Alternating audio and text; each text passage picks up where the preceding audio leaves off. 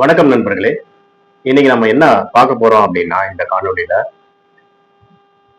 Commercial ப்ராப்பர்ட்டிக்கு எப்படி income tax வரும் அப்படிங்கிற ஒரு கான்செப்டை நம்ம இந்த பதிவுல பார்க்க போறோம்.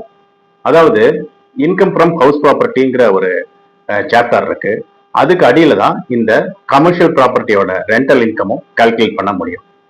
நம்ம அது எப்படி கால்குலேட் பண்ண போறோம், அதுக்கு எக்ஸ்பென்சஸ் ஏதாவது இருந்தா கிளைம் பண்ண முடியுமா, அல்லது பிளாட்டா இன்கத்தை எடுத்து டிக்ளேர் பண்ணி இன்கம் டேக்ஸ் கட்டிடணுமா, அதுக்கு ஏதாவது லிமிட் இருக்கா அப்படிங்கிற கான்செப்டை நம்ம இது பதிவுல பார்க்க போறோம். வாங்க பார்ப்போம். அதாவது கிராஸ் இன்கம் அப்படின்னா ஒரு வருஷத்துல 12 மாசத்துல எவ்வளோ மந்த்லி இன்கம் கமர்ஷியல் ப்ராப்பர்ட்டி கிட்ட இருந்து வந்திருக்கு அப்படின்னு கணக்கு பார்க்கணும். அதுக்கு முன்னாடி ஃபர்ஸ்ட் நம்ம எப்படி கால்குலேட் பண்ணணும் அப்படின்னு பாத்தீங்கன்னா, அந்த பத்திரம், அதாவது ரெண்டல் அக்ரிமெண்ட்ஸ் இருக்கும். ரெண்டல் அக்ரிமெண்ட்ஸை ஸ்டடி பண்ணணும். அந்த ரெண்டல் அக்ரிமெண்ட்ஸ்ல எவ்வளோ ரெண்டல் இன்கம் வந்திருக்கு, ரெண்டல் அட்வான்ஸ் வந்திருக்கு அப்படின்னு கால்குலேட் பண்ணணும். அதே மாதிரி அந்த ரெண்டல் இன்கம் மாசம் மாசம் ரிசீவ் ஆகுது இல்லைங்களா, அந்த ரெண்டல் இன்கத்துக்கு தகுந்த மாதிரி ரெசிப்ட் எல்லாம் ஜென்ரேட் ஆயிருக்கான்னு செக் பண்ணணும்.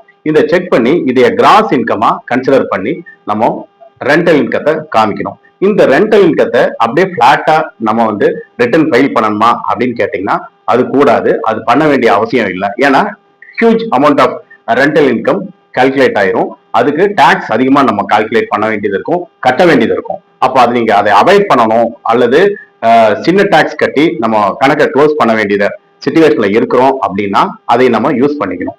அப்போ நம்ம செலவு இருக்கு. அந்த செலவுக்கு முன்னாடி இந்த வருஷம், அதாவது பினான்சியல் இயர் 2024-25 வருஷத்துல 7 லட்சம் ரூபாய் வரைக்கும் லிமிட் இருக்கு. அது வரைக்கும் நம்ம ரெண்டல் இன்கம், அதாவது ஹவுஸ் ப்ராப்பர்ட்டியோட அல்லது கமர்ஷியல் ப்ராப்பர்ட்டியோட ரெண்டல் இன்கம் எவ்வளவுன்னு சொல்லிட்டு நெட் இன்கத்தை கால்குலேட் பண்ணி பிலோ 7 லேக் வரைக்கும் இருக்கிற இன்கத்துக்கு நம்ம டாக்ஸ் கட்ட வேண்டிய அவசியம் இல்லை. அதுக்கு மேல போகும்போது அந்த ஸ்லாப் ரேட் படி டாக்ஸை நம்ம கட்ட வேண்டிய இருக்கும். இது நியூ ரெஜிம்ல அப்ளிகபிள் ஆகும்.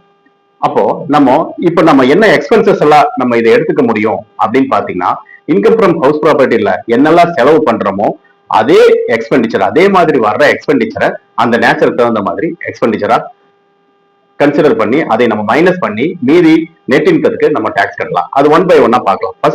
ஃபர்ஸ்ட் பாயிண்ட் என்னன்னு பாத்தீங்கன்னா, நம்ம முனிசிபல் டாக்ஸ் கட்டியிருப்போம், அதாவது ப்ராப்பர்ட்டிக்கு டாக்ஸ் பேமெண்ட் பண்ணியிருப்போம், அல்லது வாட்டர் டாக்ஸ் கட்டியிருப்போம், அல்லது ரெண்டு சேர்ந்து பண்ணியிருப்போம். அந்த டாக்ஸை நம்ம கிளைம் பண்ணலாம், எக்ஸ்பென்சஸா கிளைம் பண்ணலாம். அதே மாதிரி ரிப்பேர்ஸ் அண்ட் மெயின்டெனன்ஸ் 30% பிளாட்டா நமக்கு எவ்வளவு இன்கம் இருந்ததோ அந்த இன்கத்தை பேஸ் பண்ணி 30% பிளாட்டா நம்ம எக்ஸ்பென்சஸ் கிளைம் பண்ணலாம். இப்போ ரிப்பேர்ஸ் அண்ட் மெயின்டெனன்ஸ் நம்ம ப்ரீவியஸ் இயர் என்ன பண்ணியிருக்கோம் அப்படின்னு பாத்தீங்கன்னா, பில்டிங்கை மெயின்டைன் பண்ணியிருப்போம், அதாவது ரெனிவல் பண்ணியிருப்போம், ரெனோவேஷன் பண்ணியிருப்போம், கன்ஸ்ட்ரக்ஷன் பண்ணியிருப்போம், ரீகன்ஸ்ட்ரக்ஷன் பண்ணியிருப்போம், ரீஆல்ட்ரேஷன் பண்ணியிருப்போம், நிறைய வேலை பண்ணியிருப்போம். ஆனா அந்த எக்ஸ்பெண்டிச்சருக்கு அந்த எக்ஸ்பெண்டிச்சர் எப்படி கன்சிடர் ஆகுது அப்படின்னா, ஃபுல் எக்ஸ்பெண்டிச்சரா நீங்க எழுதி நம்ம எக்ஸ்பென்சஸ் கிளைம் பண்ணக்கூடாது. அதுக்கு மாறா நம்ம எக்ஸ்பென்சஸ் எவ்வளவு இன்கம் இருக்கு, இந்த எக்ஸ்பென்சஸ் நடக்கிறதுக்கு எவ்வளவு இன்கம் இருக்கு அப்படின்னு பார்க்கணும்.